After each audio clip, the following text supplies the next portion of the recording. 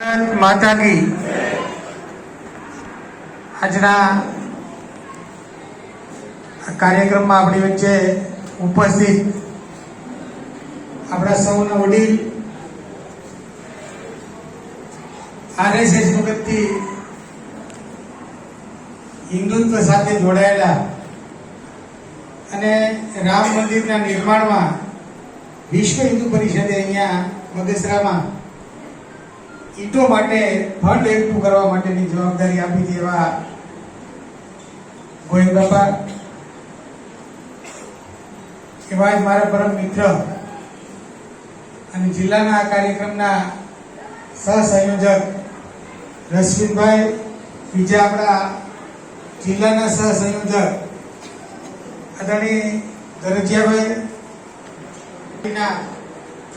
પ્રમુખ કોટડિયાભાઈ, ભાખરભાઈ, પ્રમુખ પ્રતિનિધિ ભાઈશ્રી, જિલ્લા મહિલા મોરચાના અધ્યક્ષા બેન રંજનબેન, મારી સાથે પધારેલા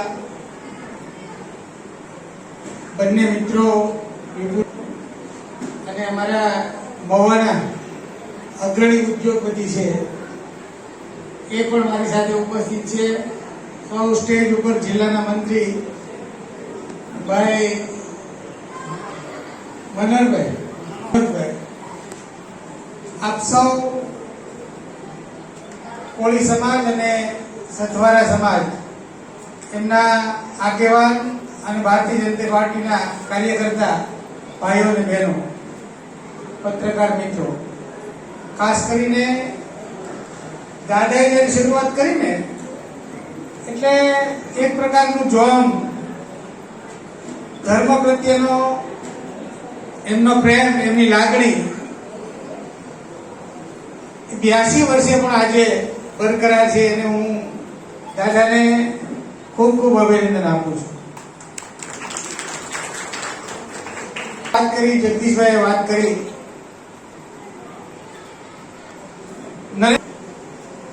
એ ભારતીય જનતા પાર્ટીની કેન્દ્રની સરકારમાં વડાપ્રધાન તરીકેના પૂર્ણ થઈ ગયા છે. અહીંયા જેટલા વડીલો બેઠા એને બધાને ખબર છે કે એના પહેલાની મનમોહનસિંહની 10 વર્ષની કોંગ્રેસ અને એમના સાથી પક્ષોની સરકાર, એનું શાસન આપણે ગોહિલ બાપા બધાએ જોયું છે. રોજ તમે સવારે ટીવી ચાલુ કરો કે પેપરને તમે ખોલો તો કરોડો અબજો રૂપિયાના ભ્રષ્ટાચાર સિવાય કાંઈ હતું જ નહીં. કોંગ્રેસના સાથી પક્ષો સાથેની એમની કેન્દ્રની સરકાર આ દેશનું સૌથી વધારે કોઈ શોષણ કર્યું હોય ને તો આ 10 વર્ષના ગાળામાં થયું છે. અને એના પછી તરત જ નરેન્દ્રભાઈ આ દેશના વડાપ્રધાન તરીકેનું સુકાન સંભાળ્યું. ક્યારેક તમે એકલા પડો અને કાંઈ રાષ્ટ્ર માટેનો તમને વિચાર આવે ને તો આ બે વડાપ્રધાન વખતનો સમય એની તુલના તમે કરજો મનમાં. આ દેશને કોરી ખાનારા લોકો 10 વર્ષ સુધી કોંગ્રેસ અને એમના સાથી મિત્રો એક પ્રકારની હરીફાઈ થઈ. કોંગ્રેસના મિત્રો કરે એના કરતા પણ અમે વધારે ભ્રષ્ટાચાર કરી શકીએ. એક બુકની અંદર તમે એકડો કરીને પછી જેટલા મીંડા કરતા મીંડા પૂરા થાય ને તોય લખવાનું બાકી રહી જાય, એટલા બધા મોટા ભ્રષ્ટાચારો આપણે જોયા. આ પ્રકારે આપણા દેશનું સૌથી વધારે શોષણ એ મનમોહનસિંહના 10 વર્ષના શાસનમાં થયું છે. દેશને એકદમ પાયમાલ કરવાનું કામ એ કોંગ્રેસના મિત્રોએ કર્યું છે ને એની સામે ભારતીય જનતા પાર્ટીનું 10 વર્ષનું નરેન્દ્રભાઈનું શાસન. ફરીવાર કહું છું કે બે ની એકવાર તમે એકાંતમાં બેઠા હો ને ત્યારે તુલના કરજો.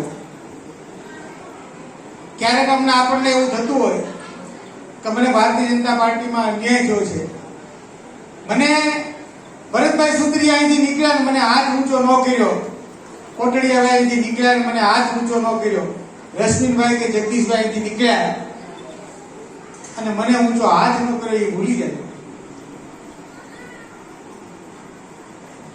કારણ આ ચૂંટણી એ કોઈ વ્યક્તિ માટેની ચૂંટણી નથી, આ દેશના સ્વાભિમાન માટેની ચૂંટણી છે.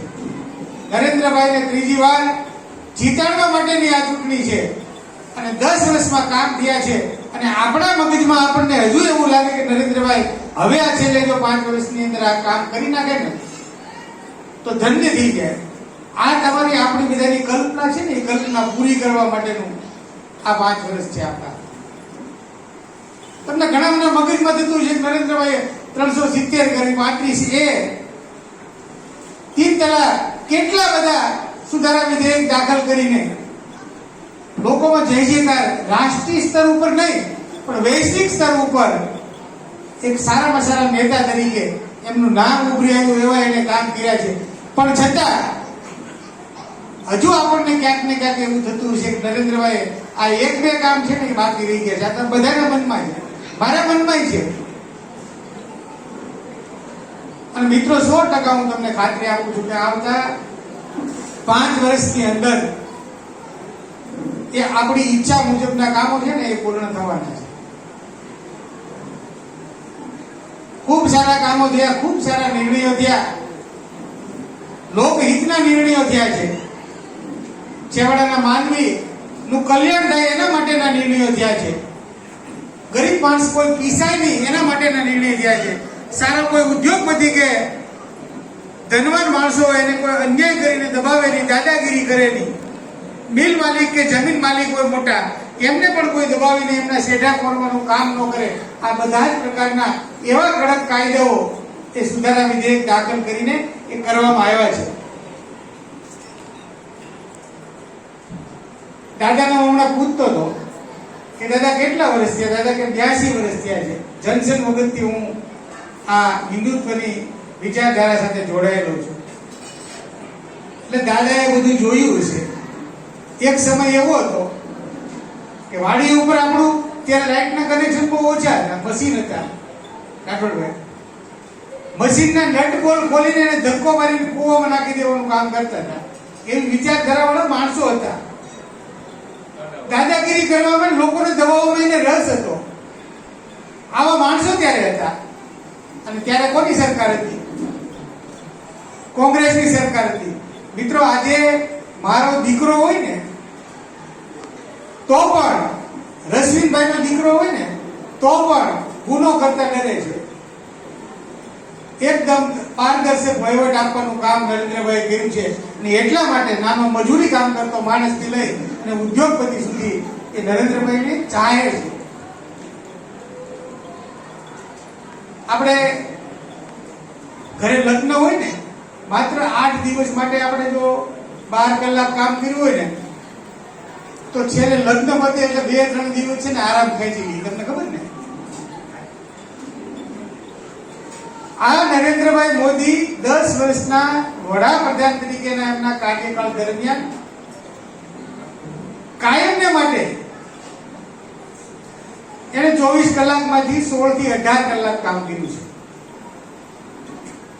અને એમના કોઈ પણ પ્રકારના સ્વાર્થ વગર કામ કર્યું. આપણે બધા જાણીએ છીએ. એમાં કોઈ આંગળી ઊંચી કરીને એમ ન કહી શકે કે એ ખોટી વાત છે. નરેન્દ્રભાઈએ ઘણી વાર દિવસે આરામ કરી જાય છે. આવું કોઈ કહે? ભારતીય જનતા પાર્ટીની ગુજરાતની અંદર 156 સીટ આવવા પાછળના ઘણા બધા કારણો છે. એમાં સૌથી મોટું કારણ જો કોઈ હોય તો આ દેશના વડાપ્રધાન તરીકે નરેન્દ્રભાઈ વૈશ્વિક ફલક ઉપર જે ભારતનું નામ એ બનાવ્યું છે એ સૌથી મોટું કારણ છે. દેશો એમ તેમ પ્રકારે ભારતીય જનતા પાર્ટી આ દેશની અંદર ફરીવાર સત્તારૂઢ ન થાય, નરેન્દ્રભાઈ ત્રીજી વાર આ દેશના વડાપ્રધાન ન બને, એના માટે પડદા પાછળ રહીને, સામાન્ય રીતે સામે આવીને કોઈની તાકાત નથી નરેન્દ્રભાઈની સામે આવવાની, પણ રાષ્ટ્રના બીજા દેશો જે આપણી હરીફાઈમાં છે, હરીફાઈ છે ને, તો ભારત પહેલા નંબરે નો આવે આ વિશ્વની અંદર. એના માટેની વિશ્વની મહાસત્તા નો બને એના માટેની. અને જો ભારત આ જ રીતે નરેન્દ્રભાઈના શાસનમાં એ આગળ વધી રહી છે તો 100% આવનારા 5 વર્ષની અંદર વિશ્વની મહાસત્તા બનતા ભારતીય જનતા પાર્ટીને, નરેન્દ્રભાઈને કે આ ભારત દેશને કોઈ રોકી શકશે નહીં. પાટીલ સાહેબે કીધું કે 5 લાખ કરતા વધારે મતોએ જીતવાનું છે. સાહેબ, આપણી પાડોશની અમારી ભાવનગર લોકસભાની સીટ મળ્યા હોય કે નહીં ખબર નહીં, સર્વેમાં પહેલા, બીજા, ત્રીજા નંબરની હરીફાઈમાં છે.